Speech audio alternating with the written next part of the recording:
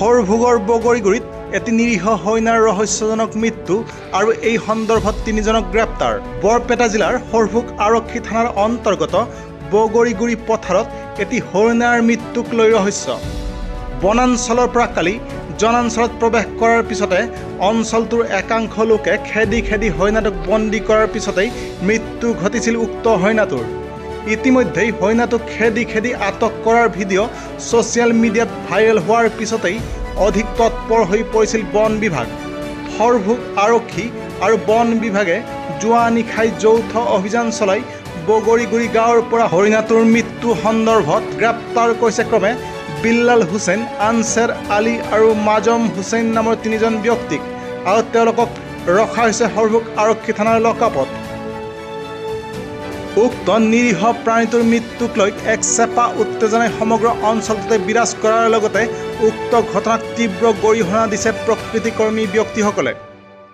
আমি বিভিন্ন সামাজিক মাধ্যম আৰু বিভিন্ন সংবাদ মাধ্যমত আমি দেখা পাইছোঁ যে বগৰীগুৰি গাঁৱত এটা আদিম বৰ্বৰ যিবিলাক মানে যিটো যুগ আছিল, এনেহেন মানে সিহঁতে মানে এটা মানে প্ৰবৃত্তি আমি দেখা পাইছোঁ এইবিলাক মানুহৰ মাজত। আৰু আমি এনেহেন দেখা পাইছোঁ যে এইবিলাক মানুহ মানে বহু দিনৰ পৰা একো খাব পোৱা নাই নেকি, মানে দুৰ্ভিক্ষত থাকিলে মানুহে যেনেহেন প্ৰবৃত্তি হয়, অৰিহণাযোগ্য। আৰু আমি ক'ব বিচাৰোঁ যে আমাৰ চৰকাৰ তথা বন বিভাগে এই বন্যপ্ৰাণী সুৰক্ষাৰ কাৰণে বিভিন্ন ধৰণৰ সচেতনতামূলক পদক্ষেপ লৈ আহিছে আৰু বিভিন্ন ধৰণৰ সজাগতা আমি দেখা পাইছোঁ। তথাপি আমাৰ মানুহখিনি সজাগ হোৱা নাই। আৰু এই যে যিসকল অপৰাধী আছে সিহঁতক এটা দৃষ্টান্তমূলক শাস্তি হ'ব লাগে, তেতিয়া আমাৰ সমাজত এটা ভাল এটা মেছেজ যাব। আমি দেখা পাইছোঁ যে বৰপেটা ৰোডত কিছুদিন আগতেও কিছুমান ব্যক্তিয়ে মানে কুকুৰক হত্যা কৰিছিল, বিভিন্ন ধৰণৰ জন্তুবিলাকক মানে অমানৱীয়ভাৱে আচৰণ কৰে। এই ধৰণৰ ঘটনা আমি কেতিয়াও মানি ল'ব নোৱাৰোঁ। আৰু বিভিন্ন NGO আছে, বিভিন্ন পৰিৱেশ সংগঠন আছে, তেওঁলোকেও এইবিলাক প্ৰতিবাদ কৰি আহিছে। আৰু আমি এটা আহ্বান কৰিম প্ৰশাসনক যে এই মানে অপৰাধীসকলক এটা দৃষ্টান্তিমূলক শাস্তি দিব লাগে, যাতে আমাৰ সমাজত কোনেও এই ধৰণৰ কাম কৰিবলৈ ভৱিষ্যতে সাহস নকৰে।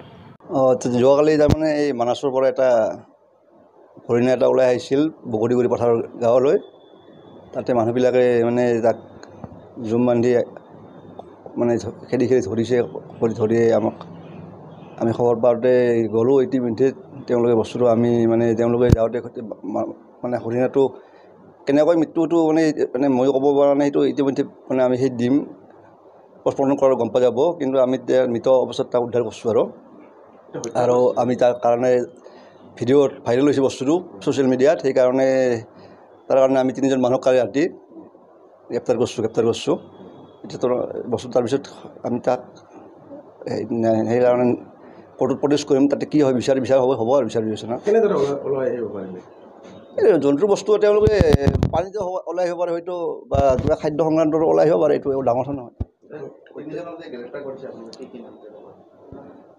নামটো তেওঁলোক বিল্লাল হুছেইন একজন, আনছেৰ আলী আৰু মাজম হুছেইন।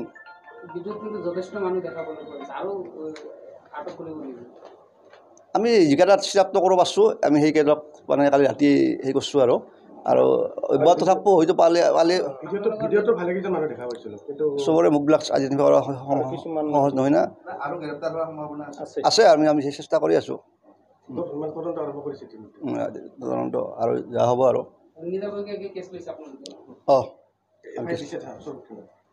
দিয়া হৈছে। আমি নিজে এইটো কেছটো ল'ম, তাতে এফআইআৰ দিয়া কথা নাই। আমি এইটো মই এটা কথা কৈছোঁ, এনেকৈ যদি মানে জংঘলৰ পৰা দাঁতি কাষৰীয়া গাঁওবিলাকত এনেকৈ জন্তু ওলাই আহে, তাক মানে জুম বান্ধি এনেকৈ খেদি ধৰিব নালাগে, পাৰিলে তাক গলিমূৰা কৰি যাব দিব লাগে। আৰু ফৰেষ্টৰ মানুহক খবৰ দিব লাগে তাৰ আগতে, মানে যেন তাক কোনো ধৰণৰ ব্যৱস্থা নলোৱাৰ আগতে খবৰ দিব লাগে। ধৰি খবৰ নহয় যেন এইগিলাখান জন্তু মানে তেওঁলোকে চক খায় আৰু বাহিৰৰ পৰা ওলাই আহিলে, সেইকাৰণে হ'ব পাৰে মৃত্যুৰ কাৰণে, তেনেকুৱা এটা হ'ব পাৰে। এতিয়া চাই আছোঁ আমি কৰি আছোঁ।